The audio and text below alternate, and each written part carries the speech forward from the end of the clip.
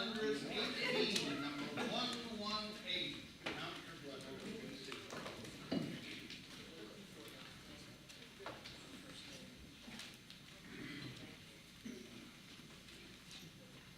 When upon life's billows you are tempest tossed, when you are discouraged, thinking all is lost, count your many blessings, name them one by one, and it will surprise you what the Lord has done. Count your blessings, name them one by one. Count your blessings, see what God has done. Count your blessings, name them one by one. Count your many blessings, see what God has done. Are you ever burdened with a load of care? Does the cross seem heavy you are called to bear? Count your many blessings, every doubt will fly, and you will be singing as the days go by. Count your blessings, name them one by one. Count your blessings, see what God hath done. Count your blessings, name them one by one. Count your many blessings, see what God hath done. When you look at others with their lands and gold, think that Christ has promised you his wealth untold. Count your many blessings, money cannot buy your reward in heaven nor your home on high. Count your blessings, name them one by one. Count your blessings, see what God hath done. Count your blessings, name them one by one.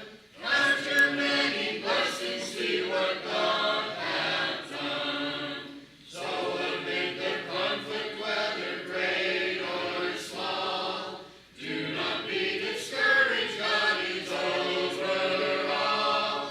Count your many blessings, angels will attend, help and comfort give you to your journey's end. Count your blessings, make them one by one. Count your blessings, see what God hath done. Count your blessings, name them one by one. Count your many blessings, see what God hath done. Have our opening prayer. Our Heavenly Father, thank you for letting us be able to be here today.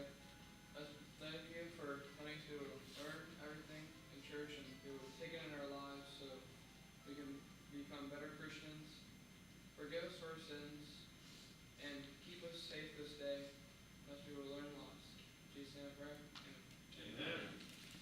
And we're adjourned to our class.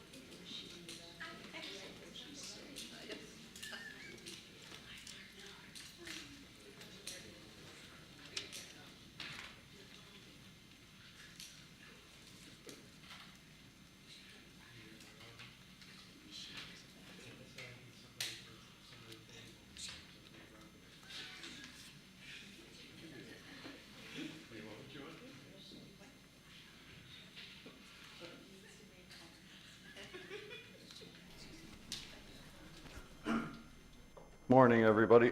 Morning.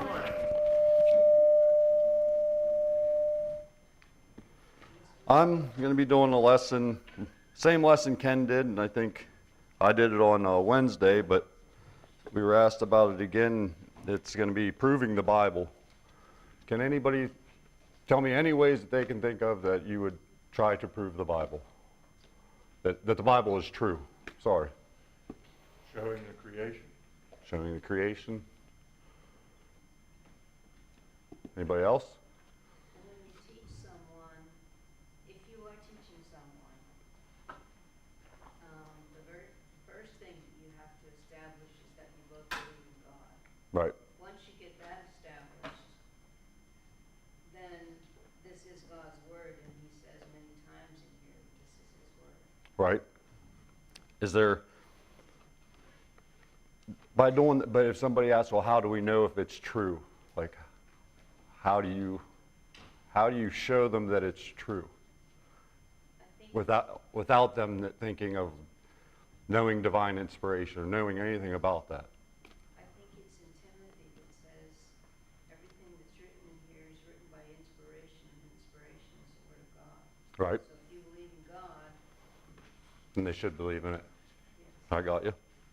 So there are many ways. From a scientific standpoint, or from that perspective of it, then you've got the fact that it was written in 3 different languages over how many years? A lot of years. Right. I think it's 3,000 years. 2,000 years, something like that. And there's no proven discrepancies in it. And so, and all the prophecies in it came true. So Right. it's pretty hard to believe that someone could, that many different writers, 40 different writers, could 3 different languages, write anything and not have it, have some kind of discrepancies in it over a period that long. Right. Randy, you had your hand up? Yeah, I can't hear what everybody else is saying, so if I'm repeating anything, let me know. But, it's historically accurate, what talks about locations there. There was a time not too many decades ago where the worldly wise people said Luke made up a lot of stuff in the book of Acts and everything. Well, they found out he didn't make stuff up. Right. He was very accurate in what he wrote. But nowadays it's become a little bit more of a challenge to show that it's true, because we're in the age of everybody's got their own truth, and if you believe that it's true, then that's it's difficult to kind of wade through that attitude. Right. But for people that are still willing to accept the evidence, then it can be done.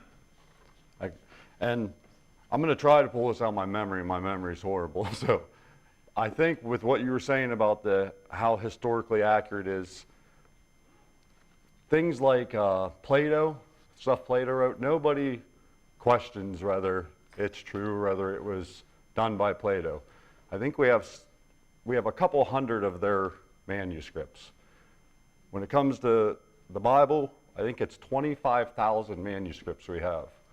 Nothing's even close, like nowhere near as close.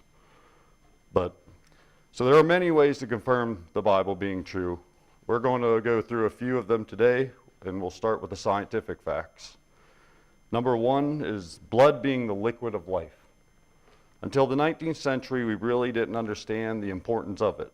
Before the 19th century, doctors thought that harmful vapors entered into the bloodstream and caused harm or sickness. Because of this, doctors would literally bleed their patients out. In fact, with leeches or cutting them on their arteries above their elbow. In fact, George Washington, one of our presidents, came down with a type of cold, just a common cold. And his doctors came in and they literally bled him to death. That is how George Washington ended up dying. He was bled out by his doctors. And by the time that everything was said and done, 80% of his blood was removed from his body by the time he was dead. So they really didn't understand blood at all. Turn with me to Leviticus chapter 17, verse 11.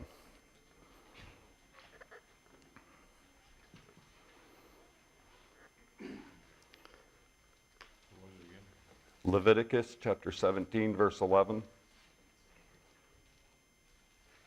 And a lot of people don't think of the Bible turning to their Bible when they think science or medical. You'd be surprised. So Leviticus 17:11 says, "For the life of the flesh is in the blood, and I have given it to you upon the altar to make an atonement for your souls.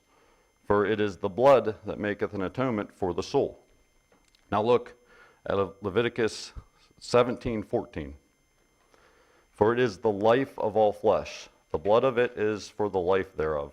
Therefore I said unto the children of Israel, Ye shall eat the blood of no manner of flesh, for the life of all flesh is the blood thereof."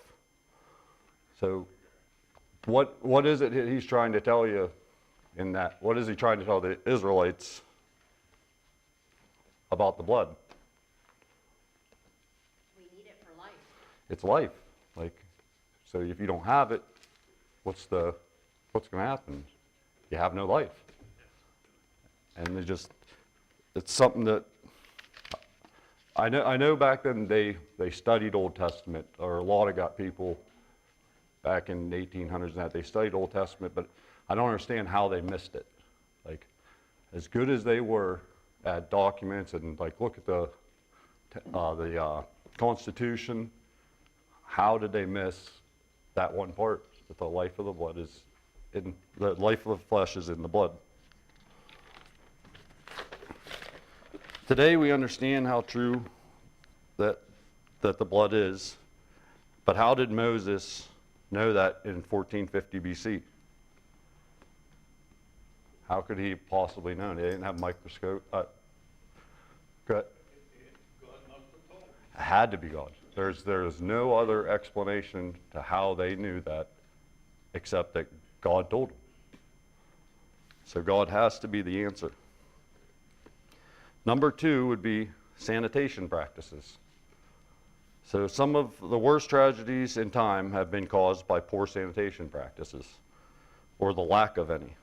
One example is London in 1846 had a terrible, I'm going to try to say this right, cholera epidemic. Cholera is a bacterial disease causing severe diarrhea and dehydration. Usually it is spread in water. 16,000 deaths were recorded over this. Why is it that the doctors of the time couldn't stop it, treat it, or prevent it somehow? Like, we all understand sanitation, I think, to a degree. So why is it that they couldn't figure any of it out? They didn't know. They just didn't have the medical resources and that we have today. So the city of London had a problem. Can anyone guess what the problem could have been? And it's wild, so take some guesses. Or the bad water they were drinking from. Bad water? I mean, that's close to it. What's that? Their sewage was in the streets, wasn't it? That's another part of it. So the problem was raw sewage in their streets, streams, and everywhere in between. At the time, people would literally open up their window by the second story, third story, and throw it out their window. That is how they got rid of their sewage and waste. Right into the streets. So now today we think that is disgusting and one of the dumbest things that someone could do. But even back then, if people would have just opened their Bibles and turn with me to Deuteronomy chapter 23, verse 12 through 13. And what is it that you think they would have found out?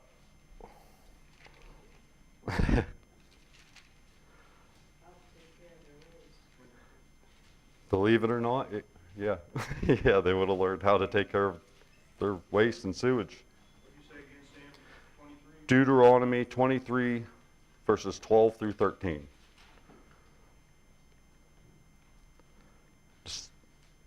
It says, "Thou shalt have a place also without the camp, whither thou shalt go forth abroad, and thou shalt have a paddle upon thy weapon, and it shall be when thou wilt ease thyself abroad, thou shalt dig therewith, and thou shalt turn back and cover that which cometh from thee." So what's he telling you to do? Covered up. Yeah, go out away from people, out from where you're going to be living, out from where you're going to be staying, and get rid of it and bury it. It's interesting, Sam, that the next verse tells us why God said that. For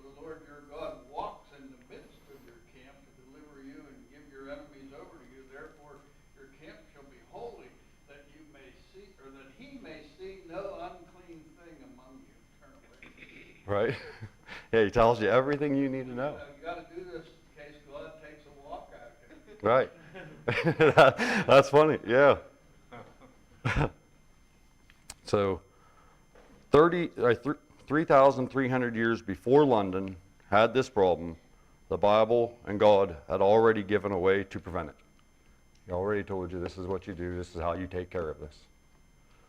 To me, that's pretty incredible. Like, the smallest thing you wouldn't think is anything now, but if you don't take care of it, it's a huge problem. And it'll take lives. Another one would be understanding germs. So in 1847, 18% of women who went into a modern day medical facility to give birth would die. That's 1 out of every 6. 1 out of every 6 women who went into a modern medical facility at that time wouldn't live through childbirth. Anybody want to guess what that would be? Or why that would be? Huh? Germs. That's the big one. Does anybody know what today's death rate is in women for their given childbirth? What's that? I mean, it'd be minuscule, I would think. Today it's about 32 deaths per 100,000 live births. So that's how far it went from 1 to 6 to 32 out of every 100,000. That's a pretty big number. What's that? Still too many, but I mean, we've made leaps and bounds. So why was the death rate so high back then? And Karen said germs. And that's it. So back then, the doctors and medical students would do autopsies and other research handling corpses of dead women, and then they would either not properly wash their hands, if they did at all, or they would wash in a bowl of water that sat there and was kind of like the Days water bowl, Days hand washing bowl for the facility. And I'm guessing because when I did this research, it all said women corpses. So what I'm guessing with it is they're trying to figure out why all these women are dying during childbirth. And that's why they were handling so many women corpses and then going right out of there to do childbirth. So the water bowl had nothing but water in it. And then they would dry their hands on the Days towel, which would have also been filthy. And then they would have went and performed checkups and procedures like delivering a child on live pregnant women. What do the women here have to say? Or what do the women here have to say about that? Like, how would you feel if you were going to give birth and you know that they're running in after doing an autopsy? Didn't know, I mean. No. As a patient, I wouldn't have even realized then that would be a danger. Yeah, a big danger. So you're probably thinking about all the germs that would have been passed around, but at the time, the idea of passing a germ was completely foreign to them and anyone else. There was no idea of germs. That was something else that the Lord took care of in the Old Testament. If you gave birth, you were unclean for, I don't know how long it was. 7 days, yeah. But you couldn't come back you couldn't be part of the camp until you went through all this stuff. He took care of his people in so many ways. Yeah, you did. And today, a lot of people who don't understand Scripture, a lot of women and girls take that as he just didn't like us because we gave birth, or it's completely turned on its heels. That it's not a reason for sanitation. It's not a reason to help them. It's because he didn't like us. It's kind of how everybody uses it now. So when the doctors and medical students started using hand washing procedures, and I think they put bleach, if I can remember right, I think they put bleach into the water. The death rate plummeted from 18% to 2%. Did these doctors and medical students of the 18th century make an amazing discovery? You think they figured this all out for the first time? Or is it possible that they just rediscovered something that had already been known? almost 3,500 years before the Bible, tried and letting us know something, or before the Bible tried letting us know something. Let's turn to Numbers 19, 11, 12. And I think this is where you were referring.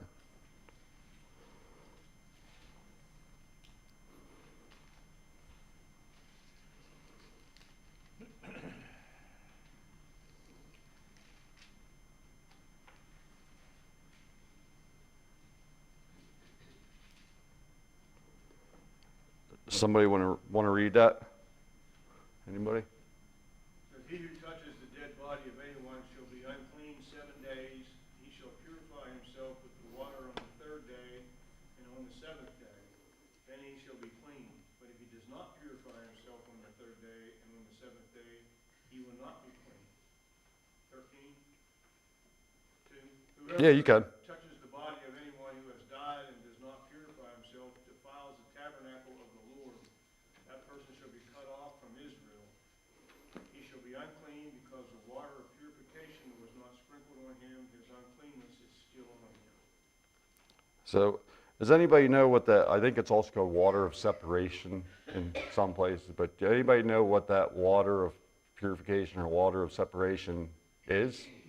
And why it was the specific water given to them, or told to them to use? Anybody want to take a guess? Right. The water of separation that the Israelites were told to use actually had germ-killing abilities. If you can believe that, back then. The water of separation was made by combining the ashes of a sacrificed red heifer with running water, cedar wood, hyssop, and scarlet material, which was also burned with it, with the heifer. The ashes were kept in a clean place before being mixed with the water. I don't know if you've ever looked up anything on hyssop, just hyssop alone. It has so many medical uses that it's mind-boggling. And when this stuff was all combined, I don't know if it was the cedar wood or if it was the red heifer ashes or what it was, but it created a germ-killing ability. Did you say it created lye, L-Y-E? No, I forgot about it. Yeah. That's what it is. The lye is what? The lye. The lye in it is. Lye is caustic. Right. The way they mixed that was it just killed the bacteria. That's how they used to make lye soap. That's right. That's right. So yeah, so when you mix all those things together, it creates lye, which I think we still use today in our soaps, don't we? So God gave us soap a long time ago. Oh, good. Why was it only on the 3rd and the 7th day? Why not every day get your hands clean? That's a good question. Not anything like that. Randy, she said, why was it only on the 3rd and 7th day? Why not every day to wash their hands? I'm guessing because of how much work they would have had to put into making it, but that's This passage deals with the purification of priests mostly. purification. Before they could serve at the tabernacle, they had to go through this ritual, and that was just a prescribed ritual of those days. Okay. Maybe if you use too much of it or something like that, might be something that you're. I don't. I just assumed that they understood there's a sufficiency there. A suf- That it's sufficient. That's it's like you wouldn't necessarily treat people with the medicine today. Right. You give what's sufficient. Right. So Yeah. that'd be my guess. There's actually some microbial things that if you don't wash it off, will last for weeks. Like if you put something on, like an ointment, I know one particular that you put on your. Talk louder. It's like an ointment. If you put it on your skin and you don't wash it off, it lasts for like 3 days. So Alyssa said it's like an ointment that when you put on your skin, if you don't wash it off, it lasts for days. So you're saying that's probably the reason Probably why it was like the 3rd and 7th.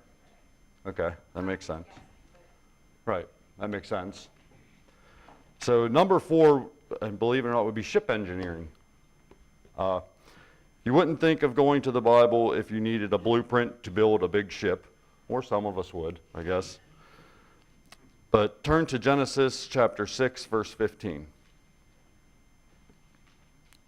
You wouldn't think today we would still need to figure out how to build this, but in Genesis 6:15 it says, "And this is the fashion which thou shalt make it of. The length of the ark shall be 300 cubits, the breadth of it 50 cubits, and the height of it 30 cubits." It tells us about how Noah was to build the ark. It just so happens that the 300 cubits, 50 cubits, and 30 cubits is a ratio of 30 by 5 by 3. Anyone want to guess what 30 by 5 by 3 is when it's applied to like shipbuilding, ship engineering? Length and the height and the width. It's the absolute perfect dimension to build a big ship. It's like you don't get any better. That is the perfect dimensions for building one. Now, it's not going to move fast, but it's a big ship that can haul a lot of material or a lot of supplies.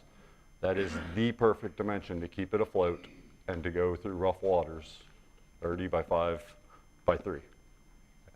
So in 1844, a guy by the name of Isambard K. Brunel built a huge ship by the name of, you guys probably know this, the Great Britain. I'm sure somebody's heard of the ship, the Great Britain. And he used the ratio 30 by 5 by 3. And it's because that is the perfect ratio for a huge boat that doesn't have to go anywhere fast but must stay afloat in some rough waters at times and carry a lot of supplies. The ratio was also used in World War II to build ships called Liberty ships. So we still use that in World War II, and I'm pretty sure we're still using it today. It's just you can't get a better ratio. So Noah built his ship at a time when there was no rain, there was never a flood, but he was given the directions and instructions and the blueprint by the perfect shipbuilder, which would be God. Number 5 would be quarantine. Everybody here has some experience of going through quarantine, I'm sure. In today's medicine, separating contagious people from others is a common practice, but it definitely wasn't in the ancient world. Due to the lack of understanding about how germs and contagions work, the Bible gave us detailed instructions thousands of years ago on how to handle the spreading of such contagions. Turn to Leviticus 13, verse 46.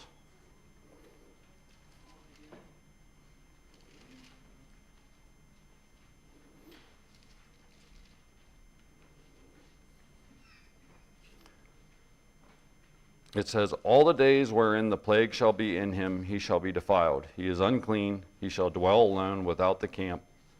Without the camp shall his habitation be." So people with diseases like leprosy were told to separate themselves and be outside the camp. And if an infected person got too close to someone infected, they were instructed of something else.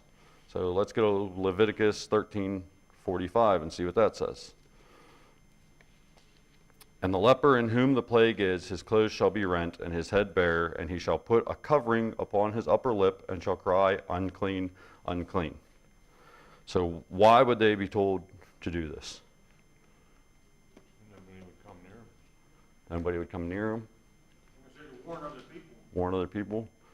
It's for the same reason we tell our kids, and my wife sometimes has to remind me to cover my mouth when I sneeze or cough.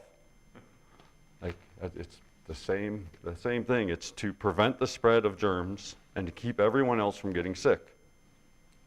The Encyclopedia of Medical History says, "The idea of contagion was foreign to the classic medical tradition and found no place in the voluminous Hippocratic writings. The Old Testament, however, is a rich source for contagious sentiment, especially in regard to leprosy and venereal disease." So believe it or not, that is in the medical encyclopedia. So this is yet another example of the Bible having amazing medical knowledge like no one could have known without God telling us at the time of these writings. I have a few more other ways that, going out of scientific facts, what is another way that you can confirm the Bible? Nature. I used archaeology. Like, as much as they want to say that it can't be proven, because that's a solid thing that they've found and you can get your hands on. So, when you read about Paul's trips when he was starting the churches over, those places, those are places that are there today. yeah, I mean, they're still there. That wasn't made up. He went to Laodicea. He went to, Corinth. That stuff's still there. Right. It can go anywhere. It's modern day. Alan can tell you. Turkey, or whatever. Turkey, I think.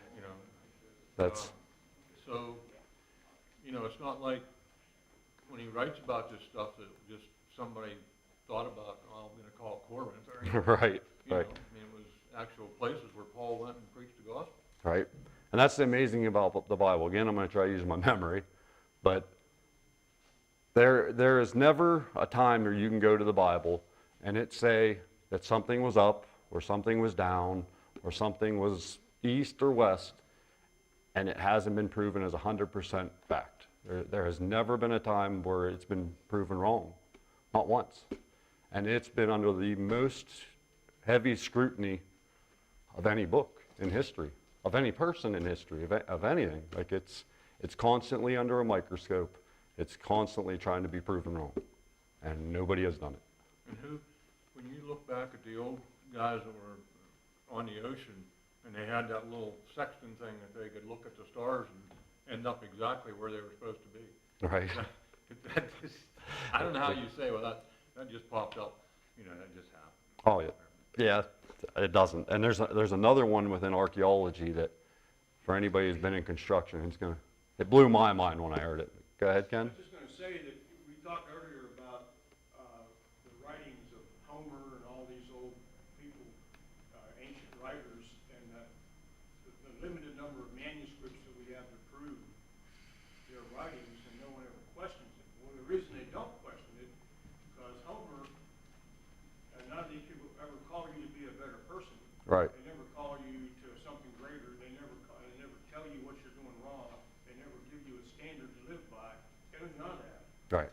That's what the Bible does, and the Bible makes us do things or asks us to do things that goes against what we want to do.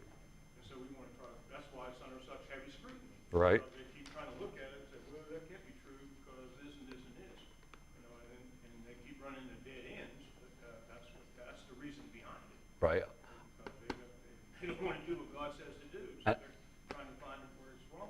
And that's the thing. I think most people who say, well, you can't, they're just campfire stories, or you can't prove that any of it's true. Really what they're saying is, I don't want to change my life like that thing tells me, so I'm not going to believe any of it. Because once you believe God, once you believe in the Bible, you're obligated to change your life. And everybody, I don't care if you think you're the most perfect person in the world, you read the Bible, you are obligated to change something in your life. Something would have to change. So some of the archaeological findings confirm Scripture. It seems like the more we dig, the more we find out the more we find out about the Bible as being true. That's supposed to be a pun, but I don't know if anybody get any. But one of the big discoveries was the Dead Sea Scrolls, which was discovered in 1947 by teenage shepherds. These scrolls contain fragments of nearly every book of the Old Testament and included a complete copy of Isaiah dating back to the 2nd century BC, which demonstrates the remarkable consistency of biblical texts over time. So people will say, well, you can't trust that they've been translated right. We have the full manuscript of Isaiah, complete copy, from the 2nd century BC. You can prove that everything in the Bible has been translated correctly the whole way through. Another discovery that proves the Bible is true is Pilate's stone, which was discovered in Caesarea. The inscription bears the name of Pontius Pilate, who was the Roman governor who presided over the trial of Jesus. It provided historical evidence for Pontius Pilate's existence and his role as described in the Gospels. Another is the Moabite stone. This is a inscribed stone dating back to the 9th century BC and describes the victories of King Mesha of Moab over the Israelites, which aligns with the biblical account, in case you want to look at it, in 2 Kings verse 3. Another one is the Siloam inscription, which was found within Hezekiah's tunnel in Jerusalem. It records the construction of the tunnel, corroborating the biblical account in 2 Kings chapter 20, verse 20, and 2 Chronicles 32, verse 30. And this really blew my mind. If you do much construction or you do, like, the inscription details how workers dug from both ends and met in the middle, a historical detail now supported by archaeological evidence. In case you're not sure about how big it is, it's about 3/10 of a mile that they started digging on each side, and digging towards each other and met in the middle. I don't know if we with shovels, if we took shovels and we went that far away and tried doing it today, I don't know if we could do that. I've seen guys on excavators digging, and they can see each other they have a paint line and completely miss each other. That's a absolute engineering feat. So these are just a few examples of the discoveries that have been proven time and time again about the truth of the Bible, and there are so many more, it's mind-boggling of how many times the Bible has been proven true. And I think one of the biggest ones, if you can prove him as being true, is Jesus. Jesus held the Bible in a very high regard. He always referred to it, always talked about its truth. So if you can prove that Jesus was a real person, I think that alone shows that the Bible is true, and you can definitely prove Jesus is a real person. You go to places like the Talmud collection of writings by the Jewish rabbis, Josephus, Ananias, who was a Sanhedrin. They are all people who wanted nothing to do with Christianity. They were not Christians. They did not like the Christian people. And they all write about Jesus. Some even said that he was a man, but if you can call him a man, because of the amazing things he did.